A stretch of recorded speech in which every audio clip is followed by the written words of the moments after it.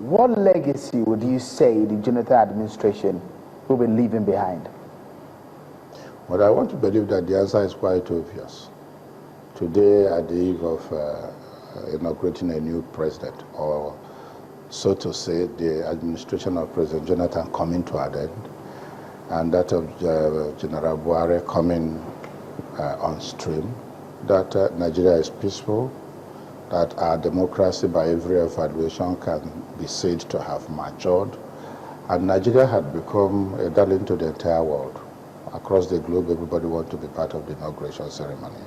And the idea is simply because Nigeria had ranked itself among one of the democratic countries to reckon with in the world. I think there is nothing more than that to bequeath to a new administration. It's for me, the major landmark success. You think that all is well? I mean, that when the Jonathan administration was coming into power, all that was promised and all that was envisaged, you think that all of those things are right in place in every sector of the economy of the Nigerian life? Well, critically, I can say that the administration of President Jonathan had actually committedly done its best. The problems of the country cannot be solved overnight, neither can it be solved simply totally by one administration. And government is a continuum. The end of his term had come, then he hands over to an incoming government that continues from where he stopped. So we can proudly say that the administration had done its best, the best of effort, the best of conscience, the best of commitment, and indeed the best of patriotism. So what would you say, I mean, if you were to do an assessment from your own point of view, what would you say that this is one thing that the Jonathan administration 40 years down the line, 50 years from now, will be remembered for? Well, I will say what I have always said, and what, of course, if you had followed me in most of my public speeches, I have maintained. I have maintained that when you're talking about democracy, what makes democracy tick are the fundamentals to democracy, not the incidentals. But I know that in third world country, we focus on the incidentals. The fundamentals are the basic freedoms, which of course, one of which everybody cherishes and everybody is conversant with in our part of the world, is the fact that is the freedom to vote and be voted for. And indeed, for the right to vote and be voted for becomes meaningful when there is a credible process to make sure that the vote you cast counts.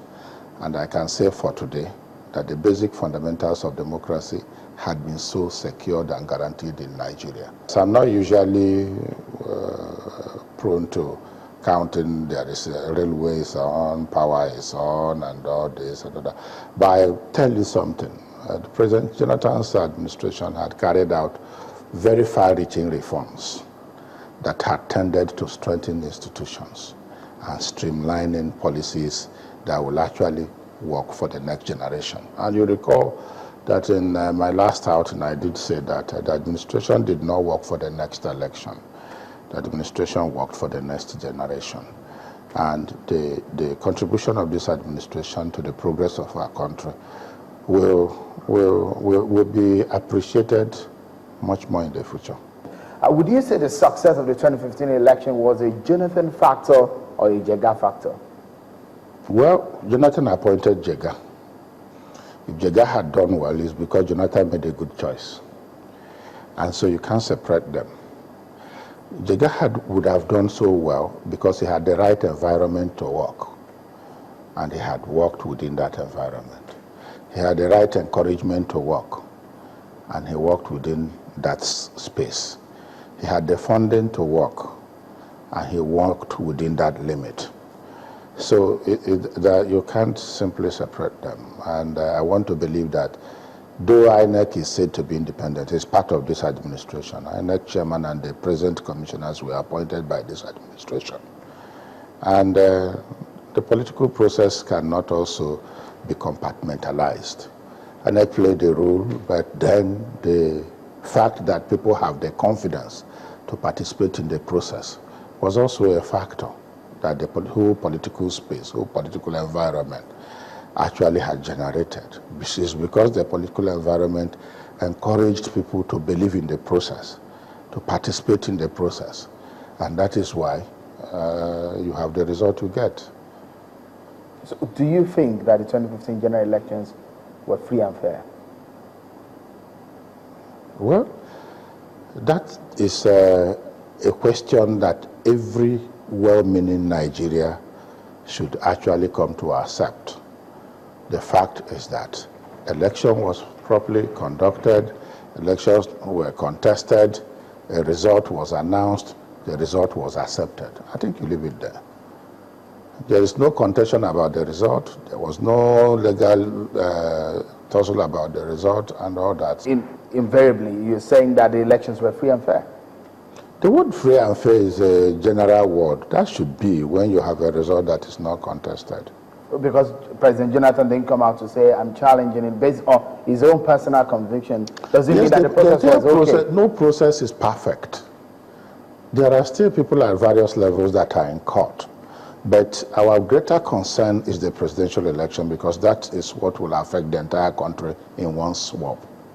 There are various levels people contest, challenge the elections for their own, out of their own conviction. Are you with me? So, but for me, my focus is on the presidential election, because if you take the word hook, line, and sinker like that, somebody at the local level may say, no, I'm cheated out, and so I'm in court. Are you getting me? But for the presidential election, the result is announced, the result is accepted, we have peace. Leave it there.